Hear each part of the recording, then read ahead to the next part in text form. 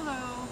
Today is a very, very hot August 26th, and I just wanted to go over my garden and see where we're at as a result of my first year growing vegetables in this vegetable box. So we're having great success with tomatoes. I have one large tomato plant which has produced many, many very delicious ripe tomatoes. So next year I would even do more of these big tomatoes, and I keep finding new growth that I have to break off. The grape tomatoes have been a success as well. I've got lots of red ones there. But the tastiest ones are these regular cherry tomatoes, whatever they're called. I think I would plant more of those next time. You can see that the plant has grown out here and I've allowed the tomatoes to ripen there. My jalapeno plant is finally producing some peppers. It's taken a while, but yep, there's two growing there. So hopefully there's enough time left in the growing season to ripen those. Now, I was given this little squash plant, so I thought, why not give it a try? I wouldn't grow squash again, but it looks like I am getting some squash. There's some little ones in there, but we'll go around the other side. Oh, there's a big one at the back. And they are called buttercup squash. I'm not sure how big they get. Now, the wonderful bush beans, they're fabulous. Look at the size of this bush bean. We're going to have these for dinner tonight. I'm really happy with how they turned out, so I would plant more of those next year. And this unusual one is an okra, and I've got lots of okra off it. You can see one there and another one over here, and the beautiful flower that it produces. Look at that flower. So although we don't eat okra, Julia had given me this plant. It's been kind of interesting to watch it grow. So my root vegetables, the radishes and the beets, I wouldn't do again. I don't think root vegetables do well in a box like this, but next year I'll definitely add lettuces and things like arugula and spinach because I think we'd have good success with that.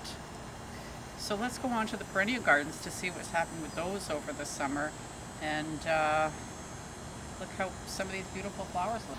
So on to the side garden now, and you can see that the Russian sage has flopped over, so I probably need to put a higher fence there to hold it back.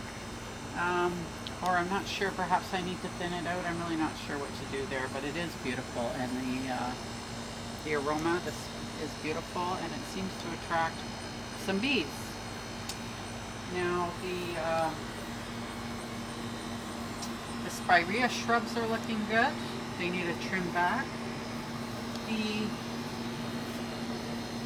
daylilies now, they're still flowering, but the leaves are going brown. I don't know if that's normal or maybe it's too dry here, not enough water. I'm not too sure what the issue is there, but we'll keep going with those. And look at the black-eyed Susans. Now, they got taller than I expected. So the columbine is hiding behind there. So I'll have to take note to move that columbine next year. Perhaps put these in the back and put the columbine in the front. I had trimmed back the geranium, the perennial geranium, which proved to be a good thing because I got some extra blooming there. There's a lot of weeds that need to be cleaned out. The daisies were good, but again, I need a higher fence here because they were flopping over. Most of those have been cut back now. And of course, the lady's mantle is fine. Those dead leaves need to be cut off. And the sedum is doing well. It's starting to turn red. And look at these beautiful phlox. Michelle's going to back up and pan this whole side because this phlox looks really beautiful. I had to support it with some twine, so I can take note to, again, put some kind of support fence there next year. So it looks a bit messy, but these pink flowers, oh, there's some white ones hiding in there too. Looks stunning, especially the view from the sidewalk. Again, we're here on the back deck, and I just wanted to show these baskets, which I'm really happy with this year. I would do the same next year. I know that the name's escaping me. Bacopa. The Bacopa is looking a bit sad because it normally does look sad when it's so hot, but that'll perk up when the weather cools down. But look at the whatever.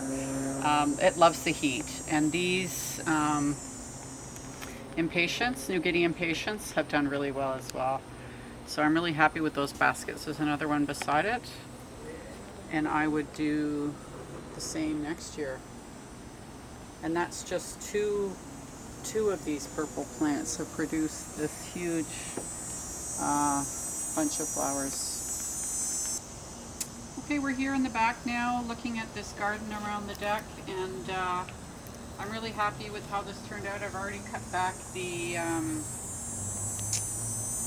flowers from the hostas, but look at this coral bell, the white flowers that produce. They're almost finished now, but I took good care of those and produced a lot of flowers.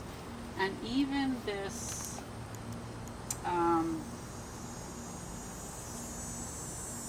clematis produced one more flower. So hopefully next year we'll get a thicker display there. Another coral bell there produced a lot of flowers, and actually the red coral bells have really gotten thicker, so next year I should get more flowers there. But look at that hibiscus on the deck in that pot. It's full of bloom, so it's done really well. It likes the hot weather. Now if Misha will come over here, you'll see that this passion flower that Michelle's mother gave me is doing really well, and it's produced a lot of blooms. And here's one that's open today, and that flower only lasts one day. So that's really beautiful. And another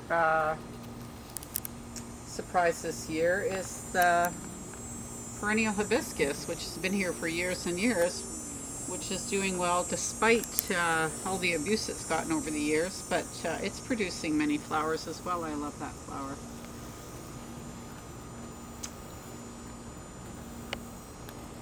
And perhaps we can come around here and see what the side of the deck has done. Here is this beautiful white phlox that I like, because it has a really nice aroma, but it's a stunning white. The daisies have been cut back already. You can just see a few stragglers there.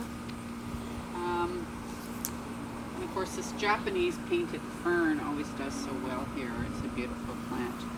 Next to this is Still Bee, which only produced a few flowers, but perhaps it'll get better next year. It's a bit crowded in there. And this is the Gora, which is pretty. I mean, the flowers are not that thick, but I really like it. That one's required a lot of water. And these hostas, the flowers have been cut off, and the Virginia creeper, which we cut right back in the spring, has started growing up the wall here, which is quite fine. I mean, I'll have to control it, cut it back regularly, but we like the look of that wall there. Okay, so we're going to turn. Here we are looking at this eggplant, which is doing quite amazing. I haven't picked any fruit yet, but look at the size of this one. I think it may be ready to eat. It feels like there's some give in it, but look at the size of that. Beautiful. And there's several more that are growing as well. So that's an interesting plant, because it even can support itself even with that heavy fruit on it. And of course my flower baskets here are stunning with the